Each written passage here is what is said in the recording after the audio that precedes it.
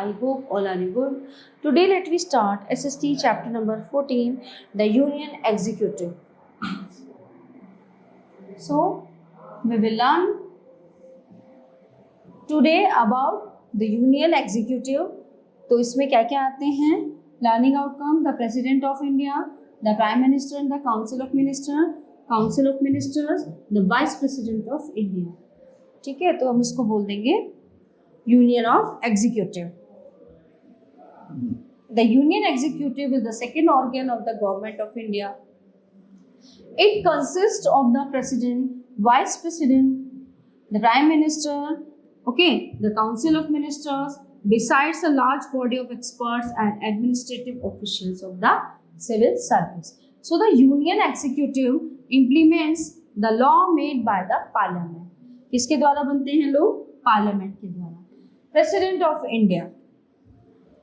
The President of India holds the highest office in the country. He is the chief executive or the head of the Indian Union. As India is a republic, the head of the state, i.e. the president, is also an elected person. So qualification for elections to the office of president, the candidate must have the following qualification. He should be a citizen of India. He should be 35 years age at the time of election. He should be qualified to be a member of the Lok Sabha. He should not hold any office of profit under the central or state government.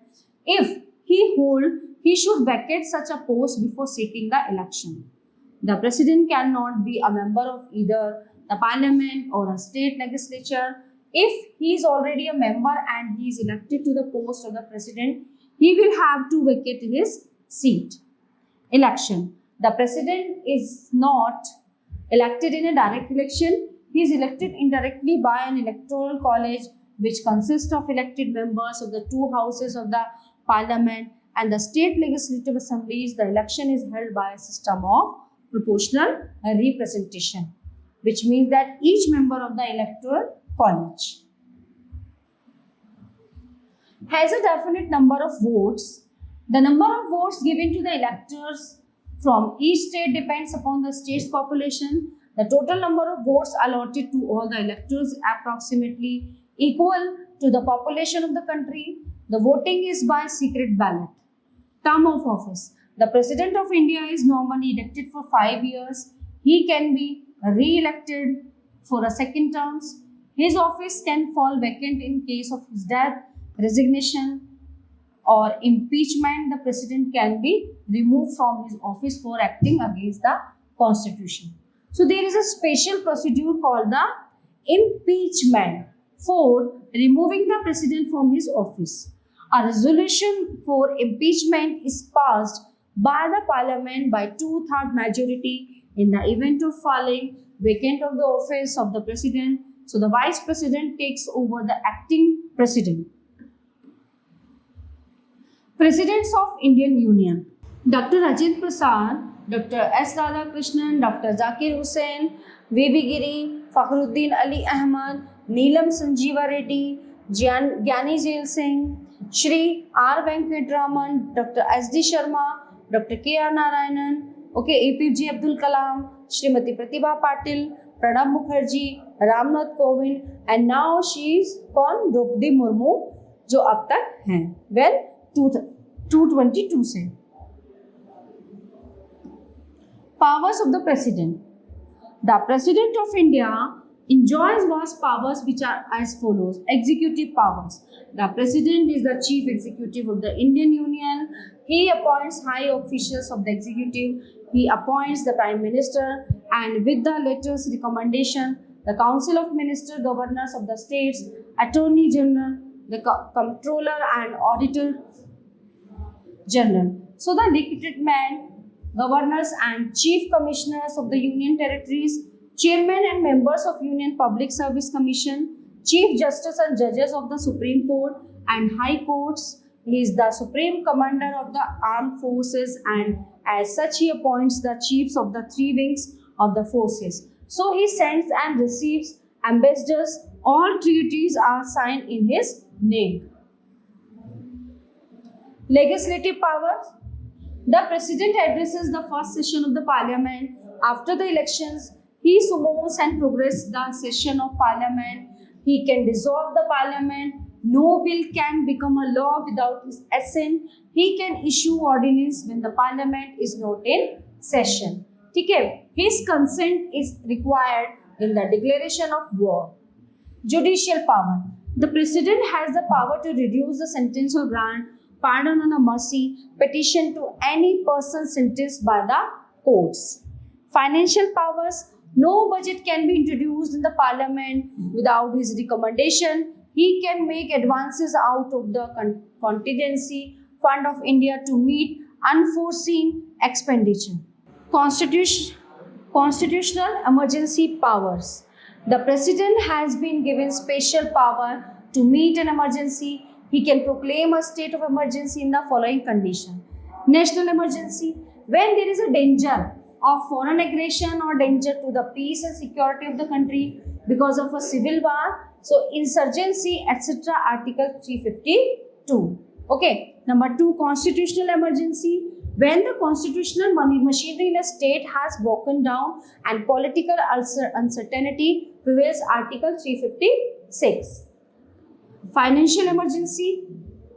Where there is a setback to the financial stability or credit feasibility in the country, Article 360. In such case, the president can reduce the salaries of government employees. When the constitutional machinery of any particular state break down, the president on the advice of the governor impose president's rule in the states initially for 6 months, which may be extended up to 2 years in all. Actual position of the president. The foreign account of the powers of the president gives an impression that he has vast power. In fact, he barely acts only on the advice of the Prime Minister. All his powers in reality are exercised by the Prime Minister and his Council of Ministers. So the president functions only as a nominal head. It is because our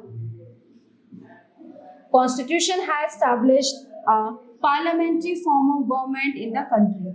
Under this political system, the Prime Minister and his Council of Ministers are responsible to the Parliament. However, the office of the President enjoys great prestige and dignity.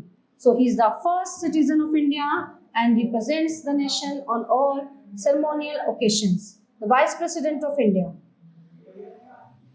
The Constitution provides for the office of the Vice President of India as well.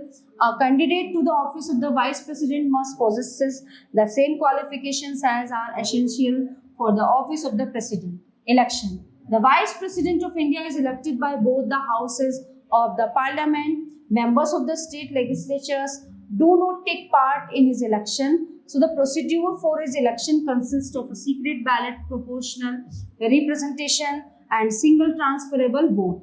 An absolute majority of the votes polled is required for the election of the Vice President. Now functions. The Vice President acts as the chairman or presiding officer of the Rajya Sabha and conducts its proceeding. He acts as the President of India. When the office of the President falls vacant, Shri V.V. Giri acted as the President after the death of President Zakir Hussain in 1969. And Shri B.D. Chatri served as the acting president following the death of President Fakhruddin Ali Ahmad in 1977. So the Vice President can officiate as the President for no more 6 months. The Prime Minister and the Council of Ministers. The President appoints the leader of the party enjoying the majority in the Lok Sabha as the Prime Minister. If there is no single party having a majority, then 2 or more parties may join together and elect a leader. Such as government is called a coalition government. The leader thus chosen is appointed as the Prime Minister, and his Council of Ministers is the most powerful body of the Union government. The Prime Minister is the real head of the government. So he appoints and dismisses the ministers and coordinates their work. So the President exercises his powers on the advice of the Prime Minister, who act as a link between the President and the people. So the Prime Minister is not only the leader of the cabinet, he is also the leader of the Parliament. All important announcements regarding national policy are made in Parliament by the Prime Minister. So the responsibility of the success or failure of the government lies on him. Term of office. As per the Constitution, the Prime Minister and his Council of Ministers hold office at the pleasure of the President. In practice, however, they remain in office as long as they enjoy the majority support in the House, yani ki Lok Sabha. Functions. In his capacity of the head of the government, the Prime Minister manages all the internal and external affairs of the country. So he discharges the following duties. He prepares the list of the members of the Council of Ministers and allocates their portfolios. Number 2, supervises the working of all the ministers and advises them. If necessary, thus he coordinates various ministries for the smooth working of the administration. So he is the chief spokesman of the government. He is the leader of the Lok Sabha. He presides over the meetings of the cabinet as well as the Council of Ministers. He can take the hearing ministers to ask. He advises the President on various important appointments. Example, judges of the Supreme Court, governors, ambassadors, etc. He also advised the President to summon, prorogue or dissolve the Lok Sabha. He serves as a link between the President and the Council of Ministers. Prime Ministers of India. Pandit Jawaharlal Nehru, 15 August 1947. Shri Gulzari Lal Nanda, 27 May 1964. Shri Lal Bahadur Shastri, 9 June 1964. Shri Gulzari Lal Nanda, again 11 January 1966. Shrimati Indira Gandhi, 1966. Shri Morarji Desai, 1977. Chaudhary Charan Singh, 1979. And Shrimati Indira Gandhi again, 1980. Rajiv Gandhi, 1984. VP Singh, 1989. Chandrasekhar, 1990. PV Narasimha Rao, 1991. Shri Atal Bihari Vajpayee, 1996. Shri H.D. Devgoda, 1996. Shri I.K. Gujral, 1997. Atal Bihari Vajpayee, 1998. And Manmohan Singh, 2004. And after that, 4, 5, 6, 7, 8. 2009 to 14. 10, 11, 12, 13, 14. 15, 16, 17, 18, 19, 20, 21, 22, 23, 24, 25. और अब कौन है 2014 से लेके नहीं 5, 6, 7, 8, 9, 10 10 तक तो रहे मनमोहन सिंह. After that 11, 12, 13, 14, 15. उसके बाद से 2014 से लेके और 25 तक कौन है? Shri Narendra Modi. Council of minister. The Council of Ministers comprise 3 categories of minister. Number 1, cabinet minister. 2, ministers of state. Deputy ministers. So the cabinet ministers are of the highest rank and they are given charge of independent departments on portfolios like finance, defense, home, industry, railway, etc. A minister of state may also be given independent charge of a department. So the deputy ministers help the cabinet ministers and the ministers of state. Principle of collective responsibility. The Council of Ministers work as a team with the Prime Minister as its leader. It works on the principle of collective responsibility. It means that each minister is responsible for any decision taken by the Prime Minister. The Council of Ministers is collectively answerable to the Parliament for the actions of the government. If a vote of no confidence is passed against the Prime Minister, it amounts to a vote of no confidence against the entire Council of Ministers. Similarly, if a bill introduced by a minister is rejected by the Lok Sabha, it is considered to be a vote of no confidence in the ministerial team and the entire team has to resign.